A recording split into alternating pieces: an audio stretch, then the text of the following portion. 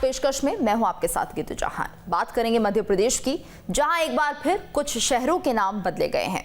मध्य प्रदेश की राजधानी भोपाल से लगे होशंगाबाद जिले का नाम नर्मदापुरम और उसके कस्बे बाबई का नाम माखन नगर होगा। केंद्र सरकार ने 2 शहरों के नाम बदलने के लिए हरी झंडी दे दी है। शिवराज सरकार ने होशंगाबाद और बाबई का नाम बदलने का प्रस्ताव केंद्र को भेजा था। इस पर सियासत भी खूब हो रही है। कांग्रेस इसे मुद्दों से भटकाने की सियासत बता रही है, तो वहीं बीजेपी के नेता भोपाल सहित कई अन्य शहरों के नाम बदलने की मांग कर रहे हैं। ऐसे में सवाल यह है कि नाम बदलने से क्या शहर का विकास हो जाएगा? नाम बदलने की सियासत से किसका फायदा होगा और किसका नुकसान? जनहित के मुद्दों से भटकाने के लिए क्या ये नाम बदले जा रहे हैं? नाम बदले जाने से कांग्रेस को आखिर ऐतराज क्यों है? शहरों के नाम बदलना संयोग है या फिर सियासी प्रयोग? चर्चा में हमारे साथ खास मेहमान होंगे, लेकिन उससे पहले ये रिपोर्ट देखिए।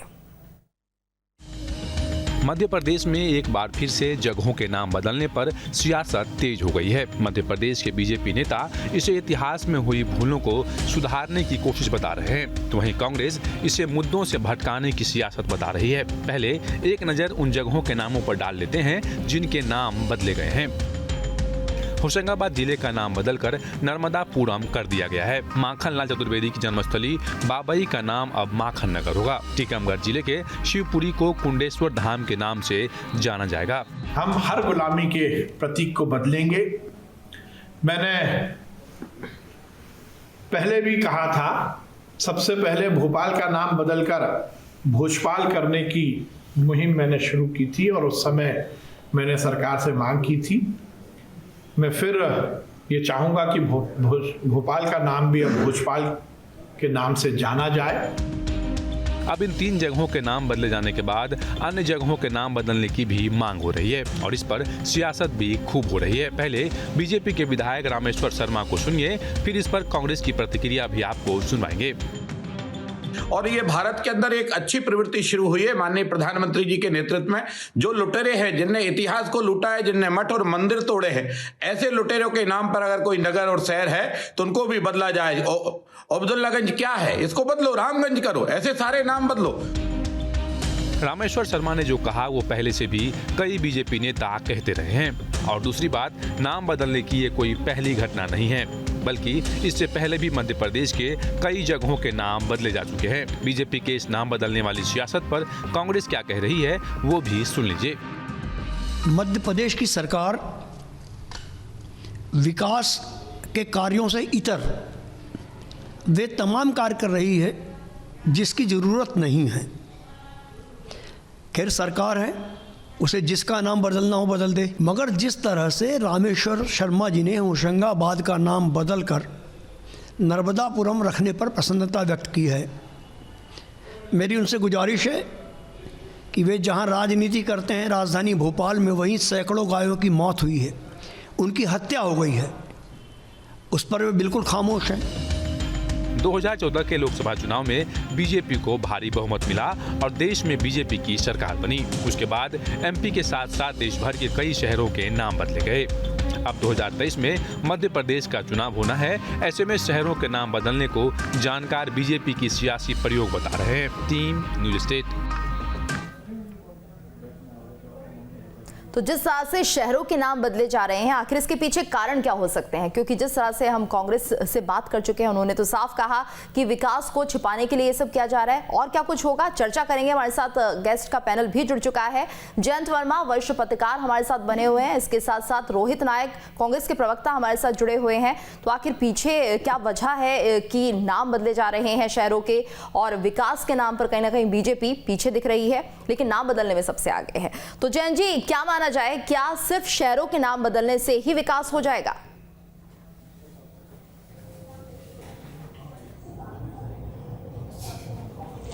देखिए, शहरों का नाम बदलना वैसे एक मुझे लगता है कि इसके बारे में कोई एक नियम होना चाहिए कि शहर के नाम किस आधार पे होंगे।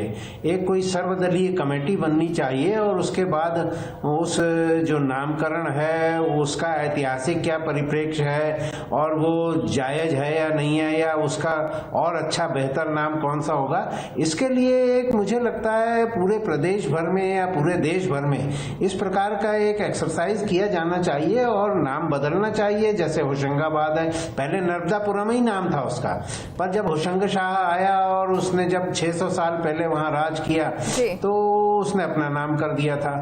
तो मुझे लगता है कि नाम तो बदलना ठीक है, परंतु इसके लिए एक नियम होना चाहिए और उस नियम के तहत पूरे हिंदुस्तान में सारे नाम जो हैं वो नामों का क्या है, उसका ऐतिहासिक भूमिका और क्या उसका बेहतर हो सकता है विकल्प, ये सर्वदलीय एक बैठक में तय किया जाना चाहिए और कोई नियम बनना चाहिए, उसके आधार पे ये नाम बदले जाए तो अच्छा रहेगा। और मुझे नहीं लगता कि यदि नर्मदापुरम उसका नाम किया है जो पहले ही था तो उसमें कोई खराबी है, वो ठीक है। अब ये बात अलग है कि और भी बहुत सारे काम हैं, पर ये भी एक जरूरी काम है और ये होना चाहिए। जी बिल्कुल। रोहित नायक जी भी हमारे साथ जुड़े हुए हैं। रोहित जी, तो जिस तरह से लगातार नाम बदलने की राजनीति शुरू हो चुकी है, क्या मानते हैं आप, क्या कारण है आखिर इसके पीछे, क्यों बीजेपी हर रोज नाम बदलने की राजनीति करने लगती है? देखिए, मेरा तो ये मानना है कि ये जो काल्पनिक गौरव प्रदान करने का जो आडंबर ये बीजेपी की सरकार कर रही है, ये बेसिकली मूलभूत जो भी समस्याएं हैं देश में, चाहे वो गरीबी हो, अशिक्षा हो, स्वास्थ्य संबंधी भी कोरोना काल से पूरा देश गुजर रहा है, बेरोजगारी हो नौजवानों की, इन सारी समस्याओं को, महंगाई को, इससे इतर होकर ये ध्यान भटकाने की राजनीति है और कुछ नहीं है। इनका मूलभूत डीएनए इस तरह का है। इनका खुद का नाम जो पार्टी है उसका बदला जा चुका है कई बार, और ये जिस तरीके से जो मुख्य मुद्दे हैं उससे जो भटकाव कर रहे हैं, ये जनता को छलने की राजनीति और इसके अलावा कुछ नहीं है। जैन जी, आप क्या मानते हैं, 2023 में चुनाव है, क्या इसे हम उससे भी जोड़कर देख सकते हैं?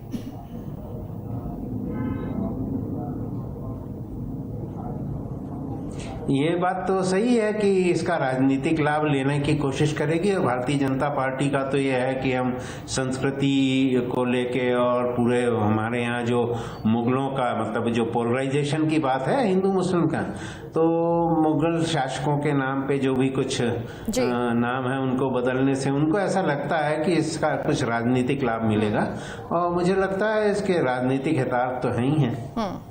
जी बिल्कुल। और हमारे साथ उमेश शर्मा भी जुड़ गए हैं, बीजेपी के प्रवक्ता हैं। उमेश जी, आपका स्वागत है। उमेश जी, तो जिस तरह से हम देख रहे हैं कि रोज नाम बदले जा रहे हैं, आखिर जिस तरह से जैन जी कह रहे थे एक बार में ही सारे नाम बदल दीजिए, ऐसा क्यों होता है कि हर रोज हम देखते हैं कि आज इस शहर का नाम बदला जाएगा, कल उस शहर का? आखिर क्या विकास को छिपाने की कोशिश हो रही है नाम बदलने के पीछे? जी नहीं, एक तो मुझे नाम बदले जाने वाले शब्द पर थोड़ा सा मेरी असहमति है और बहुत विनयशीलता के साथ असहमति है। नाम बदले नहीं जा रहे हैं, नाम पुनर्स्थापित करे जा रहे हैं। बदले तो मुझे लग रहा है कि 150 वर्ष पहले गए थे, 200 वर्ष पहले गए थे, कुछ नाम 800 वर्ष पहले बदले गए थे, कुछ 400 वर्ष पहले बदले गए थे। आक्रांताओं के द्वारा बदले गए थे, तलवारों की नोक पर बदले गए थे। जिन्होंने अपना राज्य स्थापित कर लिया, अतिक्रमण करा, आक्रांता के रूप में कर लिया, उन लोगों ने अपने बाहुबल की स्मारिका के रूप में अपनी तख्ती चस्पा करने के लिए अपनी एक नेम प्लेट जैसा इन नामों को चस्पा कर दिया गया था। नर्मदापुरम का भी इतिहास जब आप निकालेंगे तो नर्मदापुरम एक समय नर्मदापुर के नाम से ही जाना जाता था, जिसका वर्तमान में नाम पुनर्स्थापित करके नर्मदापुरम किया जा रहा है। मालवा के मांडव के शासक थे होशंग शाह, और वो जिस समय यहाँ पर आए तो सतपुड़ा श्रृंखला का जो मानस वन पुत्र है उसका नाम होशंगाबाद रख दिया गया। तो नर्मदा के तट पर जो होशंगाबाद स्थापित है वो तो पहले भी नर्मदापुर था, तो उस नाम को पुनर्स्थापित करा गया है। अब आप बताइए कि बाबई में माखनलाल चतुर्वेदी, कवि कुल शिरोमणि, राष्ट्र कवि, जिन्होंने स्वतंत्रता संग्राम के अंदर न केवल जेल यात्राएं भोगी अपितु उनका काव्य लेखन ऐसा था जो समूचे देश को आंदोलित करता था। और उनकी महानता आप देखिए कि जिस समय वे जेल से छूट के आए तो प्रताप के संपादक ने उनको सूचना भेजी कि अब आप जेल से रिहा हो गए, तत्काल प्रताप के लिए कविता भेजिए। और वो कालजयी रचना उन्होंने कही कि फूल मुझे तोड़ लेना, बनवा ली उस पथ पर देना फेंक, जिस पथ पर जाए मातृभूमि को शीश चढ़ाने वीर अनेक। तो ऐसे कालजयी पुरुष, ये हम मध्य प्रदेश वालों के लिए गौरव का विषय है कि माखनलाल चतुर्वेदी मध्य प्रदेश की होशंगाबाद जिले की बाबई धरती पर पैदा हुए। अगर उनको सम्मान प्रदान करा जा रहा है, मुझे लग रहा है कि पूरा राष्ट्र रामधारी सिंह जी दिनकर हो या माखनलाल जी चलिए हो या उमेश जी, मैथिली शरण गुप्ता हो, एक बार आपकी बात मान लेते हैं, पुनर्स्थापित कर रहे हैं नामों को, लेकिन यहाँ पर क्या एक बार में ही ऐसा नहीं हो सकता? क्यों जब चुनाव नजदीक आते हैं तब ये कवायद शुरू हो जाती है, तेज हो जाती है? आप बताइए ना मध्य प्रदेश, आप बताइए मध्य प्रदेश में कौन सा चुनाव है? मुझे लग रहा है कि चुनाव तो अभी नहीं, तो सन्निकट जिस नहीं तरह है। से 5 राज्यों में विधानसभा चुनाव है, असर तो सब जगह जाता है उमेश जी। नहीं, आप ये भारत बहुत बड़ा भूभाग है और यहाँ का जो संघीय ढांचा है और जिसमें एक लोकतांत्रिक रचना के अंतर्गत प्रति 5 वर्ष में चुनाव होते हैं, तो कोई ना कोई राज्य ऐसा होता है कि जहां कभी ना कभी चुनाव होगा, कोई ना कोई प्रांत ऐसा होता है कि जहां निरंतर चुनाव की प्रक्रिया चलती है। तो एक राज्य में चुनाव हो रहा है और दूसरा राज्य अपने निर्णय इसलिए स्थगित नहीं कर सकता है कि उसको राजनीतिक निहितार्थ के चश्मे से देखा जाएगा, तो कोई सियासी फायदा नहीं है इसके पीछे, विश्लेषण इस आधार पर करा जाएगा। कोई सियासी फायदा नहीं है इसका चुनाव जी, कोई सियासी फायदा नहीं है इसके पीछे।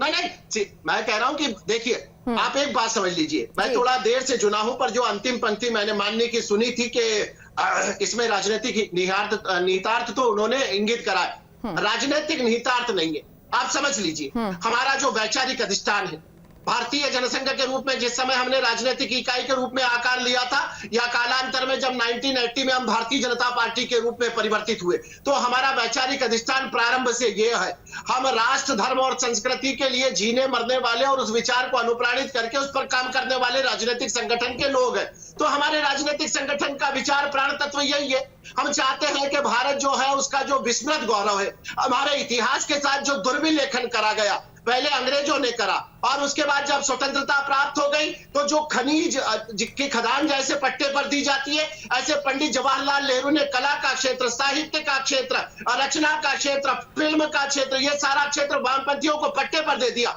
और वामपंथियों ने जो उसका विकृत लेखन करा, तो उस इतिहास का दुरुस्तीकरण तो हमारा धर्म बनता है और हमारे वैचारिक अधिष्ठान का एक हिस्सा है।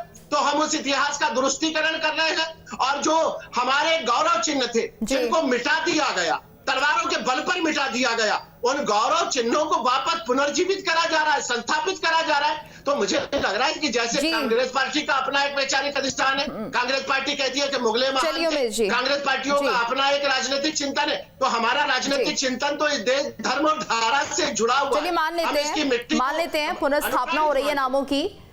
रोहित जी, तो आप कितना इत्तेफाक रखते हैं उमेश जी से, क्योंकि ये पुनर्स्थापना अगर नामों की हो रही है, ऐसे में कांग्रेस को इसमें ऐतराज क्या है, इसके पीछे क्या कारण है? क्योंकि इसका किसी मूलभूत समस्या से कुछ लेना देना नहीं है, चाहे वो अशिक्षा, बेरोजगारी हो, इससे कुछ नाम बदलने, परिवर्तित करने से या पुनर्स्थापित जैसा कह रहे हैं शर्मा जी, उससे इसका कोई लेना देना नहीं है। अगर बात करी जाए, जैसा संघीय ढांचे की बात शर्मा जी कर रहे हैं, अगर हम इन्हीं से प्रश्न करें कि क्या मध्य प्रदेश आरएसएस की परिकल्पना में मध्य प्रदेश है, क्या भोपाल जिला है आरएसएस की परिकल्पना में, क्या भोपाल में आरएसएस की परिकल्पना में 3 जिले नहीं है, क्या मध्य प्रदेश मध्य प्रांत नहीं है? तो ये नाम बदलने के अलावा ये केवल एक टेलीप्रॉम्प्टर सरकार जो आरएसएस लिखती है वो बोलती है, वैसे ही नाम बदले जा रहे हैं और ये सारे नाम बदलकर ये और कुछ नहीं स्थापित करना चाहते। जो संघीय ढांचा है ये तिरंगा भी बदलेंगे, ये संस्थागत रूप से पूरे देश को बदलेंगे। रोहित जी, आप कहना चाहते हैं आरएसएस का हाथ है इसके पीछे? बिल्कुल। उमेश जी, आपका जवाब जानना चाहेंगे। बीजेपी अपने आप में राजनीतिक दल है, टेलीप्रॉम्प्टर सरकार है, लिखती आरएसएस है। आपके माध्यम से भी एक प्रश्न प्राप्त हुआ। रोहित जी, मैं बहुत विनयशीलता के साथ आपको धैर्यपूर्वक सुन रहा था। मैं आप ही के प्रश्न का उत्तर देने का प्रयास कर रहा हूँ। यथासंभव थोड़ा सा समय मुझे किंचन को आप प्रदान करिए। रोहित जी ने कहा है कि क्या संघ की भारतीय जनता पार्टी भी शासकीय जिलों के आधार पर काम करती थोड़ी है। हमारे अपने संगठनात्मक जिले हैं, आपके ब्लॉक होते हैं तो आपके ब्लॉक होंगे, हमारे मंडल होते हैं, तो कोई आवश्यक नहीं कि जैसा शासकीय अभिलेखों में निर्मित है, लिखा गया या दिशा निर्देशित करा, उस अनुरूप काम करेंगे। हमारे संगठन के कार्यकर्ता को काम करने में जिस प्रकार की सहजता होती है, समाज जीवन में हम भारतीय जनता पार्टी को कैसे सर्वव्यापी और सर्वस्पर्शी बना सकते हैं, उसके लिए हमको अपने किस प्रकार की इकाई की रचना कर पाए, ये हमारा विशेष अधिकार है। राष्ट्रीय स्वयंसेवक संघ को समाज जीवन में काम करना, वो एक सांस्कृतिक जागरण करने वाला सामाजिक संगठन है, तो उनकी अपनी रचना अपने अनुरूप है। तो इसमें मुझे कहीं नहीं लगता कि हम मध्य प्रदेश की परिकल्पना को नकार रहे हैं या हम भोपाल की परिकल्पना को नकार रहे हैं। यह परिकल्पना शासकीय है, उसके अंतर्गत सम्मान के साथ हम काम करते हैं। हमारा संगठनात्मक कैसे सुविधाजनक ढंग से काम कर सकता है, इस बात का प्रयास करके हमने अपने आधार से अपनी रचनाएं करी है। एक तो ये बात है, और दूसरा मैं निवेदन करना चाहता हूँ, एक और रोहित जी ने बड़ा अच्छा प्रश्न करा, दिन भर आज चैनलों पर वो प्रश्न कांग्रेस के मित्र उठा रहे हैं कि ये मूल विषयों से अलग हट रहे हैं, शिक्षा से हट रहे हैं, महंगाई से हट रहे हैं। हम नहीं हट रहे। जिस समय आपका चैनल महंगाई पर डिबेट करेगा, महंगाई पर तथ्य रखेंगे। जिस समय आप हमको गीतू जी बेरोजगारी पर बुलाएंगे, गीतू जी, तो हम बेरोजगारी पर बात करेंगे। इस समय नाम पुनर्स्थापना का विषय है, तो हम नाम पुनर्स्थापना के ऐतिहासिक तथ्यों को उद्धृत कर रहे हैं। हम बता रहे हैं कि उसका दुरुस्तीकरण किया जाना आवश्यक है। तो इस समय ये विषय है, इसलिए इस विषय पर बात कर रहे हैं। अब ये भारत, आखिरी बात गीतू जी, फिर आखिरी बात, ये बहुत बड़ा उमेश जी, आपसे एक फाइनल कमेंट में लूंगी। फिलहाल जयंत जी का रुख कर लेते हैं। जयंत जी, आप क्या मानते हैं, जिस तरह से रोहित जी कह रहे हैं कि टेलीप्रॉम्प्टर सरकार है ये, यानी आरएसएस इसके पीछे है, क्या वाकई ऐसा है? आप क्या कहेंगे इसको लेकर?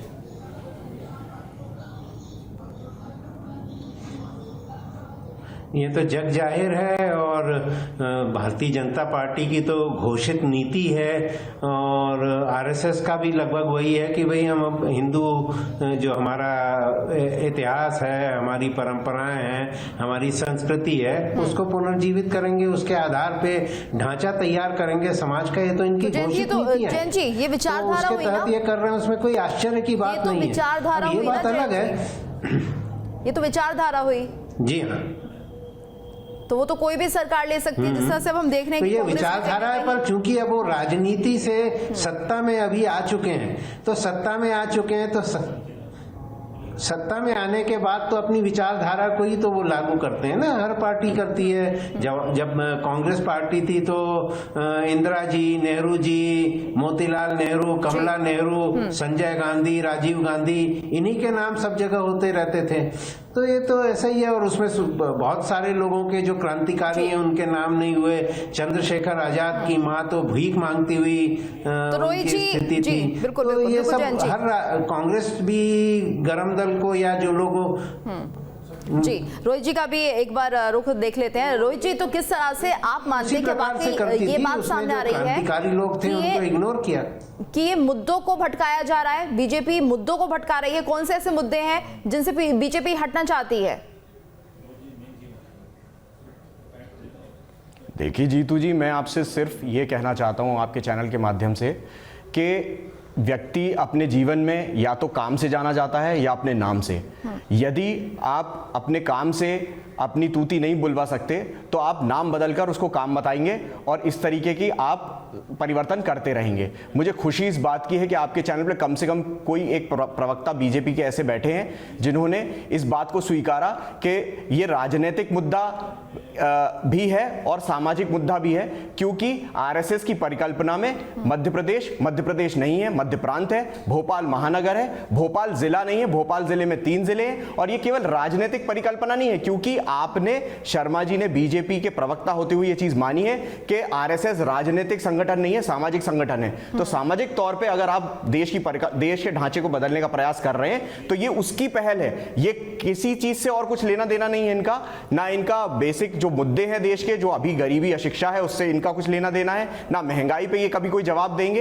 ये केवल यही करके चुनाव के दौरान पोलराइजेशन करने की राजनीति कर सकते हैं। के सवाल का बस 1 मिनट है आपके पास।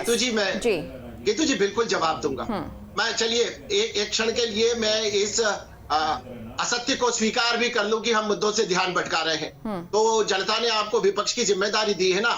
आप अगर हम मुद्दों से ध्यान भटका रहे हैं तो आप जनता के बीच में ले जाकर उन मुद्दों को जीवित रखिए ना। आप जाइए जनता जनार्दन के बीच। 17 साल से आप एक लिखी लिखाई स्क्रिप्ट पर पूरी कांग्रेस पार्टी मध्य प्रदेश में चल रही है। 7 साल से भारतवर्ष में चल रही है।